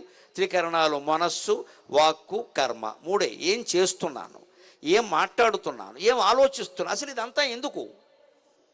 ఈ ప్రశ్న రోజుకోసారి వేసుకోవాలని, ఇదంతా ఎందుకు, ఇదంతా ఎందుకు, ఇదంతా ఎందుకు? ఎన్ని శివరాత్రులు గడిచాయి, నేను ఇంకా దుఃఖంలో ఎందుకున్నాను? ఎన్ని నా పుట్టినరోజులు గడిచాయి, నేను ఇంకా దుఃఖంలో ఎందుకున్నాను? ఎన్ని ఏళ్ళు బతికాను, ఇంకా దుఃఖంలో ఎందుకున్నాను? ఇది మనిషి ఆలోచించాల్సిన విధానం. అందుకే ఈ పద్యం గమనించండి. మానసమందు కొండవలె మత్సరభావము నిండియుండగా, మనకి మాత్సర్యం మనకుందా లేదా, అసూయ అనేది ఆలోచించుకుందాం. అసూయ లేకపోతే నాకు అర్థం కాదు. ఒక నియోజకవర్గానికి ఒక నాయకుడు ఉండగా, ఆయన ఏదో చేస్తూ ఉండగా పోటీ ఎందుకు ఉంటుందండి? పైగా ఒకే పార్టీలో టికెట్ కోసం పోటీ ఎందుకు ఉంటుందండి? వేదమంతా అర్థమవుతుంది, కానీ ఈ విషయం అర్థం అవడం కష్టమండి. వేదం అర్థం అవుతుంది, శాస్త్రం అర్థం అవుతుంది, పాణిని వ్యాకరణం అర్థం అవుతుంది, ఇది నాకు అర్థం కాల. ఒకే పార్టీలో టిక్కెట్ల కోసం పోటీ జరిగినప్పుడల్లా నేను పేపర్ గుచ్చి చదువుతా. ఎందుకు ఎందుకు ఎందుకు? ఒక పార్టీ అంటున్నారే, ఒక సిద్ధాంతం అంటున్నారే, పోనీ ఒక నాయకుడు అంటున్నారే, వాడు కాళ్ళట్టుగా ఏడుస్తున్నారే, ఏడవచ్చు కదా. అబ్బే, నీ కాళ్ళు నేను అట్టుకోవాలంటే నాకు ఇవ్వాలి నువ్వు. ఇదేం ఆశ్చర్యం. అంటే మనకి నియోజకవర్గ అభివృద్ధి ముఖ్యం కాదు, మనకి పేరు రావడం ముఖ్యం. ఇలా ఉన్నంతకాలం దుఃఖమే ఉంటుంది, లోకంలో సుఖం ఉండదు ఖచ్చితంగా. చేసేవాడు ఎవడో చేస్తున్నాడు, వాడి పాటలేవో వాడు పడుతున్నాడు, వాడికి సహకరిస్తే సరిపోలేదా? మనం ఎందుకంటే పోటీ ఇక్కడ? పోనీ ఏవో మాకు విభిన్న పార్టీలండి, సిద్ధాంతాలున్న పార్టీ ఈ మధ్య కనపట్లేదు ఎక్కడ. అసలు రాద్ధాంతాలు ఉన్నదే తప్ప సిద్ధాంతమా ఎప్పుడూ పోయింది. తణుకు దగ్గర బ్రిడ్జి ఉంది సిద్ధాంతం అని, వేరే సిద్ధాంతం ఎక్కడ లేదు. అసలు సిద్ధాంతం ఉన్న పార్టీ ఎక్కడుందో? అంతా వ్యక్తి పూజే కదా, వ్యక్తి పూజే మొత్తం ఎక్కడ చూసినా. సిద్ధాంతం ఎక్కడుంది? ఇందులో మళ్ళీ పోటీ. ఆలోచించండి. శివరాత్రి సారాంశాన్ని దయచేసి పెద్దలు చిన్నలు అందరూ వింటున్నారు కదా, నాకు మొహమాటం లేకుండా మాట్లాడడం వల్ల వాడు జాతి ఉద్ధరింపబడాలి. ప్రవచనాల ద్వారా కూడా జాతి ఉద్ధరింపబడకపోతే, మనుషుల్లో మార్పు రాకపోతే ఇక దిక్కు లేదండి. ఈ ప్రపంచానికి మార్చగలిగే శక్తి లేదండి. అందుకోసం చెబుతున్నా, మన మనస్సులో మత్సరభావం ఉన్నంతకాలం మనకి శివుడు దొరకడు. ఈ నసయేలని ఎదుటని ఈశ్వర, మనస్సులో మాత్సర్యం పెట్టుకుని, రాగద్వేషాలు పెట్టుకుని శివాలయంలోకి వెళ్ళి, శివుడా నువ్వు కరుణ చూడు, నువ్వు కరుణ చూస్తే నా వ్యాపారం బాగుంటుంది. ఇంకోటి వ్యాపారం బాగుండద్దా? నా ఉద్యోగంలో నాకు ప్రమోషన్ రావాలి, నీ పక్కవాడికి రావద్దా? అసలు ప్రమోషన్ ఎవరు రావాలో అక్కడ నిర్ణయాన్ని బట్టి జరుగుతుంది కదా. నువ్వు రావాలని దండం ఎందుకు పడుతున్నావు పనిగట్టుకుని? ప్రమోషన్ వచ్చినా రాకపోయినా, వ్యాపారం ఎలా ఉన్నా నా పని నేను చేస్తాను అనగలిగితే మనశ్శాంతిగా ఉంటావు కదయ్యా. అసలు వ్యాపారస్తుడు కాస్త ఖాళీ దొరికినప్పుడల్లా, బేరాలు లేనప్పుడల్లా నమ శివాయ నమ శివాయ నమ శివాయ అని గళ్ళాపెట్టి దగ్గర కూర్చొని జపం చేస్తూ కూర్చొని బ్రహ్మాండంగా ఉంటుంది వ్యాపారం, తిరుగులేదు. ఇంకా శివుడు చూసుకుంటాడు. అది చేయడండి. పక్క వ్యాపారస్తుడిని ఎలా పగడగొట్టాలి, రాజకీయం పక్కవాడిని ఎలా పగడగొట్టాలి. ఇంక ప్రతి దాంట్లోనూ పోటీ. ఎందులో వచ్చినా సరే పక్కవాడిని ఎలా పోగొట్టాలి, ఉద్యోగస్తుడు పక్కవాడిని ఎలా తొక్కేయాలి, నేను ఎలా పైకి రావాలి అనడం, యజమాని దగ్గరికి వెళ్ళడం, వాడి చెవి కొరికేయడం. ఇక్కడ వీడే అంటూ ఈ చాడీలు, ఇవన్నీ మత్సరభావం, ఈ మాత్సర్యం, ఈ క్రోధాలు, ఇవన్నీ ఇలాగే పెట్టుకుని మనం శివారాధన చేస్తామంటే ఎన్ని జన్మలు ఆరాధించినా వచ్చేది ఏం లేదండి. అంటే ఈ నసయేలని ఎదుటనీశ్వర, ఏమి విచిత్రమయ్యా, ఈ మానుష జన్మమిచ్చినను పెను మాయను ముంచితి వేలనయ్యా. ఈ రకంగా నాకు మనిషి జన్మ ఇచ్చి పెద్ద మాయలో ముంచేసేవయ్యా అన్యాయంగా. ఈ సంసారం జీవితం ఇదంతా వ్యర్థమని తెలుసుంటూ కూడా, ఇది మాయా అని తెలుసుంటూ కూడా ఇంకా దీనికోసం ఇంత తాపత్రయపడుతున్నామంటే ఏమనాలి దీన్ని? నీవే నన్ను బ్రవుమయ్య పెదవిన్ మదినంటకుండగన్. సరిగ్గా 2 మాటలు ప్రయోగించాను నేను, చూడండి. పదవి పెదవి ఈ రెండూ ప్రమాదకరమైనవే. పదవి అంటే రాజకీయ కాంక్ష పీఠం, పెదవి అంటే స్త్రీవాంఛ లేదా కామవాంఛ. ఈ కామాన్ని, అధికార దర్పాన్ని కనుక మనం జయించగలిగితే పరమేశ్వరుడు మనకు చాలా తేలిగ్గా దొరుకుతాడు. అలా దొరకాలంటే ఏం చేయాలయ్యా? మనస్సు గాడి తెప్పేస్తుంది. ఇన్ని వేల మంది కనపడుతున్నారు కాబట్టి ఒక సూక్ష్మమైన ఉపాయం చెబుతా. జీవితం చాలా ప్రశాంతంగా హాయిగా ఉండడానికి పొద్దున్న ఒక అరగంట, సాయంత్రం ఒక అరగంట కేటాయించండి చాలు పరమేశ్వరుడికి. ఎవరికి మీరు అంతకంటే ఎక్కువ కేటాయించక్కల్లా. పోనీ నా మీద గౌరవంతో నా కోసమైనా పరమశివుడి కోసం ఒక అరగంట పొద్దున్న, సాయంత్రం ఒక అరగంట. మీరు గుళ్ళోకి వెళ్ళగలిగితే వెళ్ళండి, లేకపోతే లేదు. అక్కడ కూడా హడావిళ్ళు ఎక్కువైపోతున్నాయి. మీ ఇంట్లోనే కూర్చోండి, ఏం పర్వాలా. మీకు నచ్చిన చోటే కూర్చోండి. బాసింపట్టేసుకుని కూర్చోండి, అంతకంటే వేరే ఆసనాలు కూడా అక్కల్లా. కళ్ళు మూసుకోండి. నమ శివాయ నమ శివాయ నమ శివాయ నమ శివాయ అని సెల్ ఫోన్ అలారం పెట్టుకోండి. అలారం మోగే వరకు అరగంట నమశివాయ జపమే చేయండి. పొద్దున్న చేయండి, సాయంత్రం చేయండి. 6 నెలల్లో మీ జీవితాల్లో అద్భుతం జరగకపోతే నేను మళ్ళీ మీకు దొరకనండి, అనుమానమే లేదు. నేను చెప్పిందంత విఫలమైనట్టే లెక్క. ఈ ప్రయోగం చేసి చూడండి. ఈ మనస్సు ఎప్పుడు జపం చేస్తూ ఉంటే మీరు గమనించండి, గాడి తెప్పేస్తూ ఉంటుంది. మీరు కాదు, నేను కాదు, బ్రహ్మదేవుడు కూడా అనుభవించిన అవస్థ ఇది. పొద్దున్న అరగంట, సాయంత్రం అరగంట కూర్చోమని చెప్పడం తేలికే. మీరు కూర్చుని చూడండి. నేను కూర్చుంటాను, రోజుకు 4 గంటలు నేను జపంలోనే ఉంటాను ఇంటి దగ్గర ఉంటే. కానీ మనస్సు గాడి తెప్పేస్తుంది, ఎక్కడికో వెళ్ళిపోతుంది, ఏదో ఆలోచిస్తుంది. అప్పుడు కూడా ఏం చేయాలో తెలుసా? గాడిని దప్పుచున్నది మహేశ్వర గాడిని దప్పుచున్నది యగాదిగ జూచదవేల నావిక గాడిని దప్పుచున్నది యగాదిగ జూచదవేల నావిక గాడిద బోలు చిత్తమిది గంపల దుంపలనెంత చెప్పినన్ వీడదు నిత్య సత్య పదవిన్నడయాడదు. గంపల దుంపలను ఎంత చెప్పినన్ వీడదు నిత్య సత్య పదవిన్నడయాడదు. దీనిగట్ట చాంతాడకొటందుకొమ్ము శివనామము మేలట చెప్పిరెవ్వరో. నేను చెప్పిన అరగంట కూర్చోవడం ఉంది. మీరు ఏ నామస్మరణ కూడా లేకుండా మహామౌనంతో ఉండగలిగితే అది మహాతపస్సు అండి. అది సమాధి, సామాన్యమైన విషయం కాదు అది. కానీ చాలా కష్టం. దానికి చేయాల్సిన సాధన ఏమిటంటే, మనస్సును ఎప్పుడు ఏకాగ్రం చేస్తే తర్వాత అది నిరగ్రం అవుతుంది. ఏకాగ్రం అంటే ఒకదాని మీద నిలబెట్టడం. అది చేస్తే ఆ ఒక్కటి తొలగిస్తే నిరగ్రమే కదా. నలుగురు ఉంటే జయించడం కష్టం, ఒకటే ఉందనుకోండి జయించవచ్చు. అందుకని మనస్సును ముందు ఏకాగ్రం చేయాలి. ఏకాగ్రం చేయాలంటే దేనిలో దాని మీద పెట్టాలో ఏకాగ్రం, ఓ దాని మీద నిలబడమే కదా. ఆ ఏకాగ్రత కోసం సాధనమే నమశివాయ. అందుకే ఇక్కడ కవి ఏమంటున్నాడంటే, గాడిని దప్పుచున్నది యగాదిగ చూసేది వేల నావిక. ఎప్పుడైనా మీ మనస్సు గాడి తప్పితే అది కూడా భగవంతుడితో చెప్పండి, నాయన నా ప్రయత్నం నేను చేస్తున్నానయ్యా, ఇది పక్కకి వెళ్ళిపోతుందయ్యా. నావిక అంటే ఆ పడవ నడిపేవాడు మరి పడవ పక్కకి అటు ఇటు వెళ్ళిపోతుంటే ఆ చొక్కాని పట్టుకుని తిప్పుతాడు కదా, అలాగ నా జీవిత నౌక పక్కకి వెళ్ళిపోతుందయ్యా, నీ పాదాల మీద మనస్సు లగ్నం చేస్తామంటే వీలు కావట్లేదయ్యా, దయచేసి కాస్త చూడవయ్యా అని పరమశివుణ్ణి ప్రార్థన చెయ్యాలి. మనం మనస్సును భగవంతుడి మీద లగ్నం చేయగలిగితేనండి వేరే కోరికలు ఏవి కోరక్కల్లా, దేనికి భయపడక్కల్లా, అన్నీ ఆయన చూసుకుంటాడు. కోరికలు కోరడం మొదలుపెట్టామంటే ఒకటి తీరుతుంది, రెండోది తీరదు, మళ్ళీ దానికి కోరతావు. భయపడడం మొదలుపెట్టామంటే వీడికి కాకపోతే మళ్ళీ తర్వాత వాడికి భయపడాలి, ఎవడో ఒకడు భయపడుతూనే ఉంటాడు. ఎవడికి భయపడకుండా ఉండాలంటే ఏ కోరిక లేకుండా ఉండాలి. ఆ కోరికలు లేకుండా ఉండే తత్వాన్ని మనం క్రమంగా సాధించాలి. అందుకని అదే శివుడితో చెప్పుకోవాలి. గాడిని దప్పుచున్నది యగాదిగ చూసద వేల నావిక గాడిద బోలు చిత్తమిది. గాడిద అంటారు, బుద్ధి లేని వాడిని గాడిద అంటారు. గాడిద వినలేదు కాబట్టి బతుకున్నాం, లేదా ఒక తాపు దాన్ని మీకంటే నేనే నయమని చెప్పుండేది. ఎందుకంటే కొంతమంది మనుషులకి గాడిద కంటే దారుణంగా కనిపిస్తున్నారు. గాడిదకైనా బుద్ధి ఉంది కానీ మనుషులకు బుద్ధి రావట్లా. గాడిదకు దెబ్బ కొడితే బుద్ధి వస్తుంది. మనకు ఎన్ని దెబ్బలు తగిలినా రాదండి జీవితంలో, మళ్ళీ అవే తప్పులు చేస్తూ ఉంటాం. అందుకని గాడిద బోలు చిత్తం ఏం చేస్తుంది? ఇది గంపల దుంపలను ఎంత చెప్పినన్ వీడదు. మీరు ఒంటరిగా ఉన్నప్పుడు కూడా గమనించండి ఒక రహస్యం. ఎవరైనా మనుషులు ఉంటే మనం మాట్లాడుతున్నామంటే అర్థం ఉందండి, పర్వాలేదు. ఒంటరిగా ఉన్నప్పుడు కూడా కొంతమంది తమలో తాము మాట్లాడుకుంటారండి. దాన్ని సనగడం అంటారు. ఇదేం గోల, అక్కడ ఎవరు లేరు కదా, వాళ్ళు ఒక్కళ్ళే ఉంటారు. అక్కడి నుంచి మాటలు వినపడుతూ ఉంటాయి. అంటే లోపల రాగద్వేషాలు తట్టుకోలేక పైకి అనేసుకుంటున్నారు అన్నమాట. అవన్నీ వినపడిపోతున్నాయి మనకి. మనం ఒక్కోసారి ఫోన్లో మాట్లాడుకుంటున్నారేమో అనుకో, లేదు, ఫోన్ కూడా లేదు అక్కడ. అంటే లోపల ఆవేదనం, ప్రేమ ఏదైనా సరే తట్టుకోలేక పైకి వాగేస్తున్నారు దాన్ని. అదే దాన్ని పైకి గొనగడం సనగడం అంటారు. అంటే ఎవరు లేకపోయినా మనం ఆలోచిస్తున్నామే, అంతేకాదు పైకి సనక్కపోవచ్చు కొంతమంది. లోపల మనస్సులో భయంకరమైన ఆలోచనలు అలాగా గంపల కొద్దీ నడిచిపోతూ ఉంటాయండి, గంటల కొద్దీ నడిచిపోతాయి. ఆ ఆలోచనల్ని ఆపగలగాలి. దేంతోనయ్యా?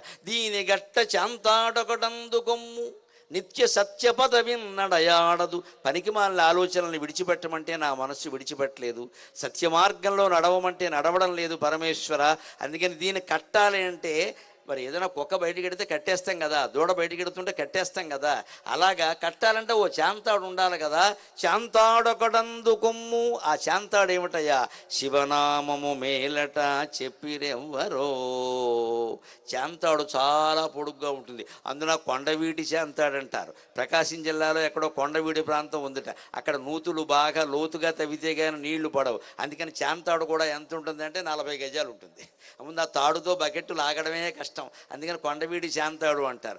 అటువంటి చాంతాడు లాంటిది శివనామం అని కవి ఎందుకు అంటున్నాడు అంటే, శాంతాళ్లాగా పొడుగ్గా నమశివాయ నమశివాయ నమశివాయ నమశివాయ నమశివాయ అని మొండిగా బండగా మనస్సుని దాని మీదే లగ్నం చెయ్యాలి పూర్తిగా. అప్పుడు మాత్రమే అది సాధ్యమవుతుంది ఖచ్చితంగా. అలాంటిది మనం ప్రయత్నం చేయాలి. ఇంకొక మాట, ఇంకా మనకి సాధ్యం కాక సంసారంలో జీవితంలో కష్టాలు ఎక్కువైతే కూడా శివస్థుతి చేసి మనం కరుణ పొంది ఆ కష్టాల నుంచి హాయిగా తప్పించుకోవచ్చు. ఎలాగో తెలుసా, సంసార జీవితంలో, ఎక్కడ ఉద్యోగంలో లేదు దాంపత్య జీవితంలో ఎక్కడ మనం దెబ్బతిన్నా సరే పరమేశ్వరుడు పాదాలు రెండూ పట్టుకోవాలి. మీ ఇళ్లల్లో దేవుడు పూజా మందిరంలో విగ్రహాలు ఉంటాయి కదా, ఆ పాదాలు కనపడే విగ్రహం ఒక్కటైనా పెట్టండి దయచేసి, ఒక్కటైనా.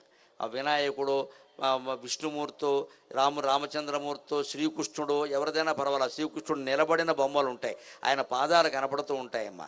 ఆ పూజ ముగించుకుని పొద్దున్నే లేచేటప్పుడు ఆ పాదాల మీద చేతులు పెట్టండి, మొహమాట పడకండి. విగ్రహారాధన లేకుండా, దేవాలయ వ్యవస్థ లేకుండా ఆత్మజ్ఞానం కలగదు, దయచేసి గ్రహించాలి. హిందూ ఆరాధనా వ్యవస్థలో గొప్పతనమే అది ఖచ్చితంగా.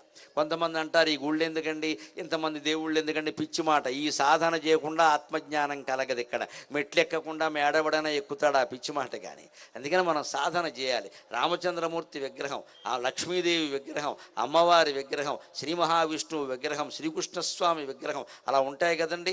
ఆ పాదాల మీద చేతులు పెట్టండి పొద్దున్న పూజ అయిపోయిన తర్వాత. వదలంబోనుభవత్ పదబ్జములు దేవ క్రూర సంసారపున్ కథనం బందున నోడిపోయితిని డొక్కల్చీలి డోలయ్యే డొక్కల్చీలి డోలయ్యే. ఈ మృదు చర్మంబున సంగెదన్ డమరువై మేల్మేలుగా మ్రోయు, ఈ మృదు చర్మంబున సంగెదన్ డమరువై మేల్మేలుగా మ్రోయు, నా యదనే పయద చేసి కొమ్ము పురవైరి, నా యదనే పయ్యద చేసి కొమ్ము పురవైరి భూతి నందింపగన్. ఎక్కడ దెబ్బ తిన్నా సరే దేవుడు కాళ్ళెట్టుకోండి. మానవ మాతృడికి చెప్పకండి.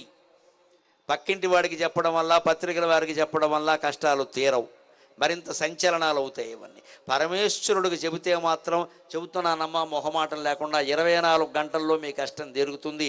24 గంటల్లో మీ కష్టం తీరుతుంది. పరమేశ్వరుడికి చెప్పండి. వెళ్ళగలిగితే పక్క మనం నమ్మిన దేవాలయంలోకి వెళ్ళొచ్చు, లేదా ఇంట్లోనే ఉండొచ్చు, ఏం పర్వాలా. మన దేవుడి దగ్గర, మన విగ్రహం దగ్గరే మనం చెప్పుకోవచ్చు. వదలంబోను భవత్ పదబ్జములు దేవా, నీ పాదాలు నే వదిలిపెట్టాను. క్రూర సంసారపున్ కథనంబందునను ఓడిపోయితిని. ఈ భయంకరమైన జీవితం, సంసారం అంటే కుటుంబ జీవితం అనుకోకుండా పొరపాటు. పుట్టిన మొదలు చచ్చే వరకు కలిపిందే సంసారం.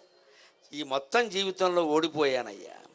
డొక్క నుంచి ఇలి డోలయ్యే, డొక్క చీలిపోయింది డోలయ్యింది. అంటే జంతువు డొక్క చీలితే దాన్ని డోలుకి చర్మం కింద ఉపయోగిస్తారు. అలాగే నా చర్మం కూడా చీలిపోయి డోలైపోయిందయ్యా.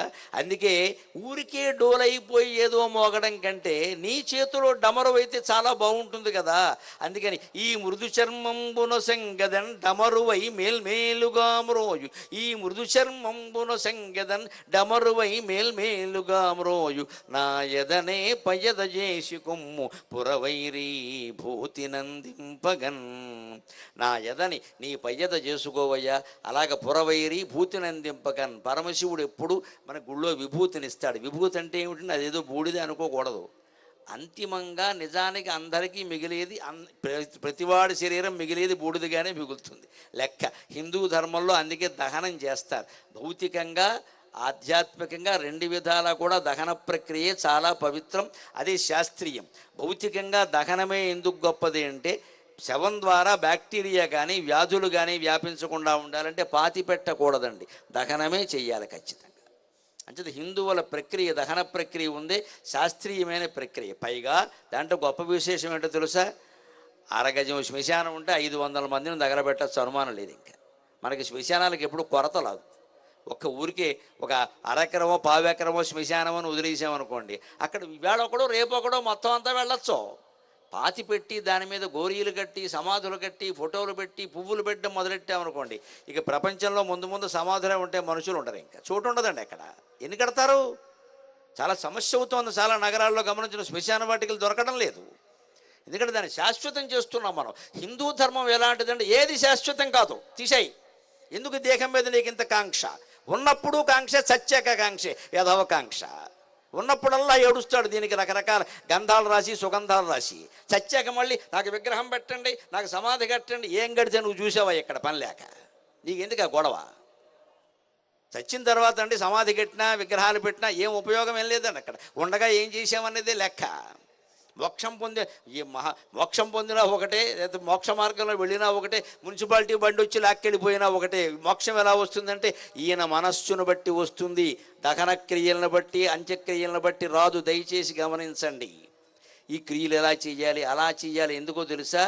కొడుకుల చేత ధర్మ మార్గాన్ని పని చేయించడం కోసం. అంతేకాని అతనికి వచ్చే సద్గతులు ఈ క్రియను బట్టి ఉండవండి. ఎవరు కంగారు పడక్కల. కొంతమంది ఏమనుకుంటారంటే సంపాదించింది చాలక కోట్లు కోట్లు కోట్లు కోట్లు సంపాదించి కొడుక్కి ఇస్తారు. అక్కడే వాడు వ్యధమైపోతాడు. ఎక్కడ ఆపాలో అక్కడ ఆపేయాలి సంపాదన, ఇంక ఇవ్వనని చెప్పాలి. మిగిలిందంతా దాన ధర్మాలు చేసి పారేయాలి. ఏమన్నా అంటే నాకు లోకం కూడా కొడుకే రా అబ్బాయి అని చెప్పాలి ఖచ్చితంగా. అలా లేకుండా మొత్తం కొడుకులకి ఇస్తారు. ఏమంటారో తెలుసా? అప్పుడు కొరువు పెట్టేది వాడే. అదవ కొరువు మనమే పెట్టి ముందు ఇచ్చేస్తే అయిపోయి ఈ కొరువు బెటర్ అబ్బాయి అని. ఈ కొరువు కోసం కోట్లు ఇవ్వాలా? కొరువు ఖరీదు ₹1,00,00,000 ఉంటుందా ఎక్కడైనా? వీడేం చేస్తారండి, ఆ కొరువు ఒక్కటి కొని మిగిలిందంతా శుభ్రంగా వాడు భోగాలకు ఉపయోగించుకుంటాడు. ఏది ఇవ్వడం. గోదానం చేయడం అంటే గోదానం చేయడు. గోదానం ప్రత్యామ్నాయ ₹100 సమర్పయం. ₹100 గోవు వస్తుంది, ఆ చావు కూడా రాదు. ₹100 గోవెక్కడ వస్తుందండి? ప్రత్యామ్నాయ, అన్నీ ప్రత్యామ్నాయ, అన్నీ ప్రత్యామ్నాయే. అందుకే భగవంతుడు కూడా ఐశ్వర్యం ప్రత్యామ్నాయ దారిద్ర్యం సమర్పయామి అంటాడు వీడు అడగగానే. నీకు కూడా ప్రత్యామ్నాయం, నువ్వు ఐశ్వర్యం అడిగే కదా దరిద్రం వచ్చింది పో అంటాడు వెంటనే. ఈ ప్రత్యామ్నాయాలు పనికి రావండి. విధులు శాస్త్రం ప్రకారం జరగాలి. ఎందుకు పెట్టారో చెబుతున్నా మొహమాటం లేకుండా. దీనికి వాళ్ళ సద్గతికి సంబంధం లేదు. వీళ్ళ ఆస్తులు తరగడం కోసం పెట్టారు. నచ్చినా నచ్చకపోయినా నాకు ఎలా మాట్లాడడమే అలవాటు. మన ఆస్తిని మనమే తగ్గించుకుని సమాజానికి ధారపోయడమే హిందూ ధర్మం, వైదిక ధర్మం. ఇది నచ్చదు కాబట్టి చప్పట్లు కొట్టరు. మీరు బాగా పెంచుకోండి, పాపాలు చేయండి, డబ్బులు వస్తాయంటే ఓ మోగిస్తారు. ఇలాగా మీ చప్పటం నాకు అక్కల్లా, సత్యం నాకు కావాలి. ఖచ్చితంగా ఆస్తులు తగ్గించుకోవలసిందే, దాన ధర్మాలు చేయవలసిందే. అందుకోసమే వ్యవస్థ. ఒక నోము చేశాం, పెట్టండి, పెట్టగలిగినంత మందికి చీరలు పెట్టండి అమ్మా. ముఖ్యంగా ఒక హిందువుగా అర్థిస్తున్నా మిమ్మల్ని చేతులు చాచి. శ్రావణ మాసంలో కానీ ఎక్కడైనా నోములు చేస్తే తల్లి మహిళలందరూ అన్ని కులాల వారిని పిలిచి చీరలు పెట్టండి అమ్మా. హిందూ ధర్మానికి కుల వ్యవస్థ పెద్ద పెట్టి అయిపోయింది. ఇక్కడ అన్ని కులాల వారిని పిలవండి, అన్ని కులాల వారిని పిలవండి. మనకి ముత్తైదు అయితే చాలు కదండి. మన కులం అనే జిడ్డు ఎందుకండి ఇక్కడ పని లేక? మన బంధువుల్ని, మన మిత్రుల్ని, ముఖ్యంగా ఆడపడుచుని, తోడుకోవడాన్ని పిలుస్తాం. వాడికి నువ్వు 10,000 చీర పెట్టినా ఆవిడ మూతి తిప్పుతూనే ఉంటుంది. అలాగ నచ్చదు నువ్వు పెట్టింది. ఎంతసేపు బంధువుల్ని పిలవడం, మిత్రుల్ని పిలవడం, పెట్టడం, మొత్తం పని మనుషుల్ని, కూలివాళ్ళని, వాచ్మెన్లని, ఈ 4వ తరగతి ఉద్యోగులు ఉంటారే వాళ్ళని అశ్రద్ధ చేయడం. నోమును చేస్తే పేదవాళ్ళకి పెట్టండి, క్రింది వర్గాల వారికి పెట్టండి, బలహీనులకు పెట్టండి అమ్మా. బలవంతుల బలం బలహీనులకు అందాలి, ధనవంతుల సంపదలు పేదవాళ్ళకు అందాలి. అదే వైదిక ధర్మం, అదే వైదిక ధర్మం. మన ఆస్తిని మనమే తగ్గించుకుని ధార పొయ్యాలి. ఈ పుణ్యం అంతా మన వెనకాల వస్తుంది ఖచ్చితంగా. అప్పుడు ఈ మృదు చర్మం డమరవేమి రోగుతుంది. అప్పుడు మనకి సంసారం బాధ కాదు, వచ్చే జన్మ బాధ కూడా ఉండదు. ఇంకొక మాట చెప్పుకుని మనం సెలవు తీసుకుందాం. ఇవాళ ప్రపంచం సంక్షోభంలో ఉంది. తెల్లారితే ఏం జరుగుతుందో తెలియదు. ఇక్కడ నేను కార్యకర్తలకు మాట ఇచ్చాను కాబట్టి వచ్చి మాట్లాడుతున్నాను. కానీ నా మనస్సంతా ఉక్రెయిన్లో ఉండే ప్రజల మీద ఉంది. ఉక్రెయిన్లో ఉండే ప్రజల మీద ఉంది. ఎంత చచ్చిపోతున్నారో, ఎంత యాతన పడిపోతున్నారో, ఎంతమంది నాశనం అయిపోతున్నారో. ఆ పెద్ద మనిషి ఎప్పుడు అనుభవం వేస్తాడో, వేస్తాడో తెలియదు, కానీ వేసేట్టుగా భయపడుతున్నాడే. ఒకవేళ వేస్తే వీళ్ళు వేయాల్సి వస్తుంది. అప్పుడు ప్రపంచం ఏమైపోతుంది. ఈవేళ కూడా మనం చేయాల్సిన ప్రార్థన ఒక్కటే. ఇన్ని కోట్ల మంది హృదయంబులందుండి సరియొనర్పవేమి జగతిని పుడే అని పరమశివుణ్ణి ప్రార్థించాలి. ఎవడు మనస్సునైనా మార్చగలిగిన వాడు వాడొక్కడే, పరమశివుడు ఒక్కడే. ఇన్ని కోట్ల మంది హృదయంబులందుండి సరియొనర్పవేమి జగతిని కడే జగతిని పుడే. ఇన్ని కోట్ల మంది హృదయంబులందుండి సరియునర్పవేమి జగతినిపుడే, తప్పు దిద్దుకొనడి తలపు లేకున్నచో, తప్పు దిద్దుకొనడి తలపు లేకున్నచో, ఒక్క చూపు చూడుమో త్రినేత్ర.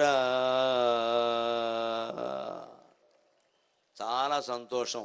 ఇటువంటి ప్రపంచ శాంతిని కోరే పద్యానికి చప్పట్లు కొట్టినందుకు మీకు ధన్యవాదాలు. స్పందించవలసిన విధానం అది. మన సొంతం కోసం కాదండి, దేశం కోసం ఆలోచించాలి. ఇన్ని కోట్ల మంది హృదయంలోనూ కూడా పరమశివుడు ఉన్నాడు కదా. ఇవాళ పరమశివుడు గురించి ఓ పెద్ద మనిషి మాట్లాడతాడని, ఇంకో పెద్ద మనిషి పరమశివుడు గురించి పాడతాడని, ఇంకొక చిన్నపిల్లలు పరమశివుడు గురించి నాట్యం చేస్తారని ఇన్ని వేల మంది ఇక్కడికి వచ్చారు అంటే మనందరి హృదయాల్లో ఉన్నది ఒకే దేవుడు కదమ్మా. ఇంతమంది దేవుళ్ళు ఎక్కడా ఉండరు కదా. హిందువులు 10 మంది దేవుళ్ళని ఆరాధించరండి, ఒకే దేవుడికి 10 రూపాల్లో ఆరాధిస్తున్నాం అంతే. మనం వెర్రివాళ్ళం కాదు. ఇక్కడ ఒకే దేవుడిని 10 రూపాల్లో ఆరాధిస్తున్నాం, కానీ 10 మంది దేవుళ్ళు 100 మంది దేవుళ్ళు ఎక్కడా ఉండరండి. ఇతర మతాలకు కూడా వేరే దేవుడు ఎవడో ఉండండి, ఉన్నది ఒక్కడే దేవుడు. దాన్ని వారు అల్లా అని పిలవచ్చు, జీసస్ అని పిలవచ్చు, ఇంకేదో జైనులు ఒక రకంగా పిలవచ్చు, బౌద్ధులు ఒక రకంగా పిలవచ్చు, నాస్తికుడు ఇవేవి పిలవకుండా నేనే దేవుడు అనొచ్చు. అదే లెక్క. అసలు రహస్యం అదే, నేనే దేవుడే అసలు రహస్యం. అహం బ్రహ్మాస్మి. ఎలా పిలిచావనే సమస్యగా దేవుణ్ణి పిలిచావా లేదా? అసలు నిజం చెప్పాలంటే భక్తుల కంటే నాస్తికులే ఎక్కువగా దేవుణ్ణి తలుచుకుంటారు, అస్తమానం తిట్టడం కోసం. పుణ్యం వాళ్ళకే ఎక్కువ. నిజం చెప్పాలంటే ఏ రకంగానైనా దేవుణ్ణి తలుచుకోవాలి, అంతే కదా. ఇన్ని కోట్ల మంది హృదయంలో ఉన్నది ఒకడే అయినప్పుడు రష్యా అధ్యక్షుడు పుతిన్ హృదయంలో కూడా ఆయనే ఉంటాడు కదా. మనం శివుడికి ప్రార్థన చేస్తే అది అక్కడికి వెళ్ళదా? ఇవాళ చేయాల్సిన ప్రార్థన అది. నాయనా యుద్ధం విరమించు, నాయనా యుద్ధం విరమించు, నాయనా యుద్ధం విరమించు. ఎందుకంటే శాంతి చర్చలుగానే కూర్చున్నారట. ఇవాళ పత్రికల్లో చూసారా ఎంత విచిత్రంగా ఉంటాయో. ఇటువైపు ఉక్రెయిన్ వాళ్ళు కూర్చున్నారట, ఇటువైపు రష్యా వాళ్ళు కూర్చున్నారట. ఉక్రెయిన్ తరఫు నుంచి రక్షణ మంత్రి వచ్చాడు, విదేశాంగ మంత్రి వచ్చాడు, కార్యదర్శి వచ్చాడు, ప్రధాన అధికారులు వచ్చారు. పుతిన్ గారు ఎవరిని పంపారో తెలుసా? తాను లేడు, విదేశాంగ మంత్రి లేడు, రక్షణ మంత్రి లేడు, ప్రధాన అధికారులు లేడు.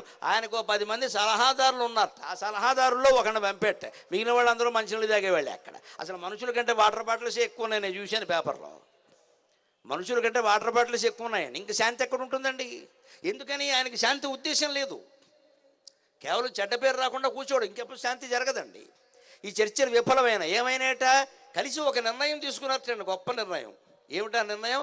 మళ్ళీ సమావేశం అవ్వాలని తీసుకున్నారట. మళ్ళీ వాటర్ బాటిల్స్ ఖర్చు అనమాట. ఇదే కలిసి తీసుకునే నిర్ణయం. ఒక చర్చ చేసి కూర్చున్నామంటే ఉపయోగపడే నిర్ణయం ఏదో ఒకటి తీసుకోవాలి. ఒకరు నష్టపోయినా పర్వాలేదు, లాభపోయినా పర్వాలేదు, మళ్ళీ కలుద్దాం కోసం మళ్ళీ కలుద్దాం. ఎన్నిసార్లు కలుస్తావు పని లేక ఇక్కడ.